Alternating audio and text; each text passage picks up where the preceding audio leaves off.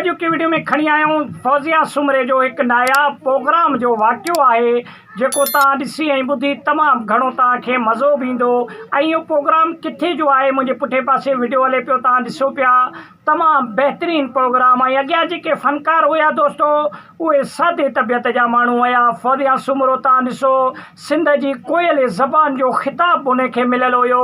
ऐं उन खां अलावा फौजिया सुमरो हज़ारे एल्बम पंहिंजा रिलीज़ कया, जिन्हनि में हज़ारनि जी तादाद में कंपनी वारनि फौजिया सुमरे खे इनामात ॾिना। ऐं उन खां अलावा 10 खां मथे सोना ताज जेको आहे सो कंपनी वारनि पाराया।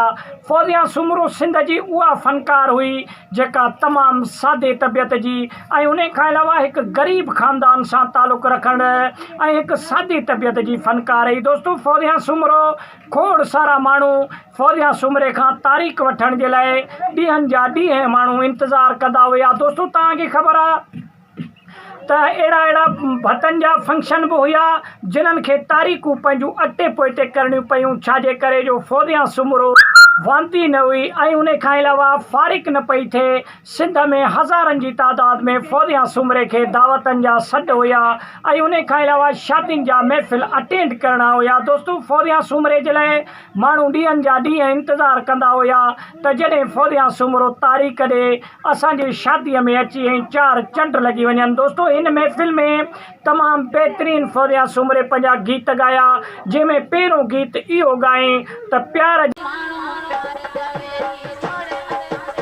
जा वेरी ज़ालिम दुनिया असांजो जोड़ टोड़े छॾियो। दोस्तो जॾहिं इहे महफ़िल में इहे ॿोल जॾहिं फौजिया सुमरे ॻाया त तव्हां मुंहिंजे आॾो इहो वीडियो ॾिसो पिया त सवनि जी तादाद में माण्हू उथी आया, फौजिया सुमरे जे मथां पैसा घुरण स्टार्ट कयूं। दोस्तो ईअं बि थी वेंदो हुयो कंहिं कंहिं महफ़िल में जो फौजिया सुमरे जे मथां एतिरा माण्हू पैसा छटींदा हुया जो फौजिया सुमरो सॼो ओस पास फौजिया सुमरे में पैसनि जी ढेर लॻी वेंदी हुई। दोस्तो सिंध जे फ़नकारनि सां माण्हू सिंधवासी तमामु घणो प्यारु कंदा हुया ऐं पंहिंजे आर्टिस्टनि सां तमामु घणो चाहींदा हुया, माण्हू शौक़ सां घुराईंदा हुया। दोस्तो फौजिया सुमरो ऐं जलाल चांडियो वाहिद इहे 2 सिंध जा वॾा फ़नकार हुया पाए जा, जिन्हनि पंहिंजे दौर में इज़त सां गॾोगॾु शोहरत बि तमामु घणी कमाई ऐं हज़ारनि जे तादाद में एल्बम पंहिंजा रिलीज़ कयऊं। दोस्तो फौजिया सुमरो हिकु सादे तबियत जी माण्हू हुई ऐं उन खां अलावा फौजिया सुमरो हिन पिंडाल में तव्हां ॾिसो पिया